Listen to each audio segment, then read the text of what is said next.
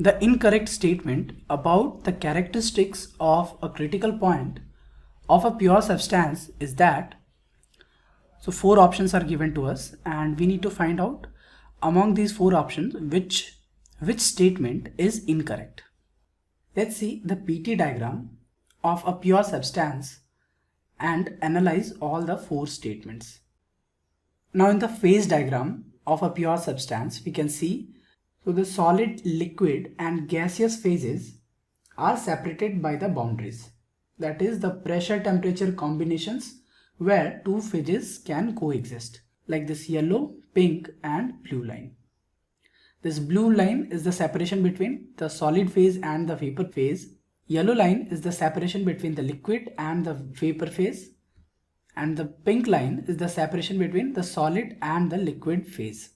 Also, there is a common point for all these three phases where all the three phases can coexist, and this point is called triple point.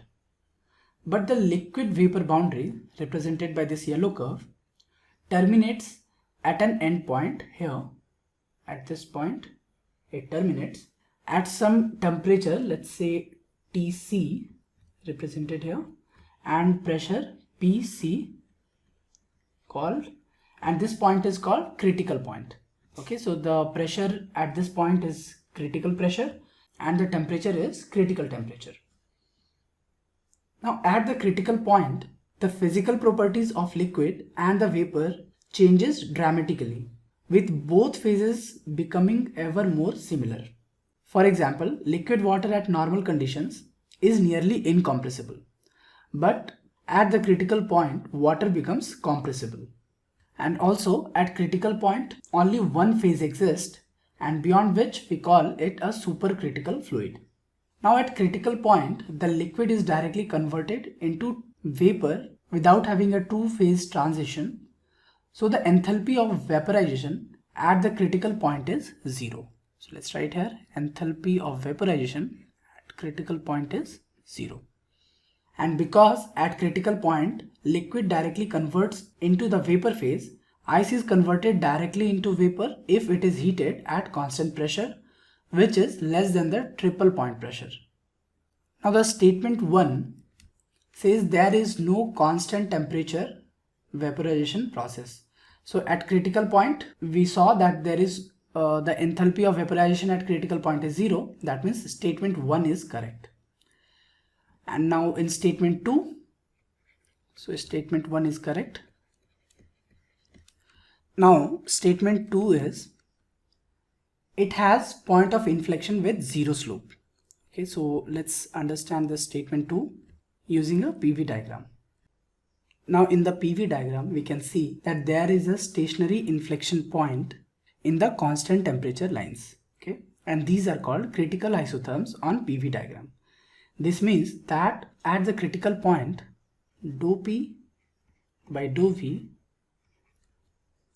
at constant temperature on this line, isotherm line, should be equal to 0. And the second derivative of pressure with respect to volume is also 0 at isotherms, critical isotherms. Okay, so statement 2 is also correct. Before going to statement 3, let's see the statement 4 here, which says saturated liquid and saturated vapor state are identical. So we have already seen here at critical point, saturated liquid and saturated vapor points are identical. So statement 4 is also correct. Now in statement 3, it is said that the ice directly converts from solid phase to vapor phase. Now because at critical point, liquid directly converts into the vapor phase, ice is converted directly into vapor if it is heated at constant pressure, which is less than the triple point pressure. Okay, that pressure is always lesser than the triple point pressure. Therefore, statement 3 is incorrect. Okay, so the correct option is option C, that is the incorrect statement about the critical point, that the ice is directly converts from solid phase to vapor phase. To get more detailed information on critical point of a pure substance, you can refer to the NPTEL course, lecture number 16, Properties of Pure Substance 1 on Basic Thermodynamics by Professor S.K. Som of the Department of Mechanical Engineering at IIT Kharagpur.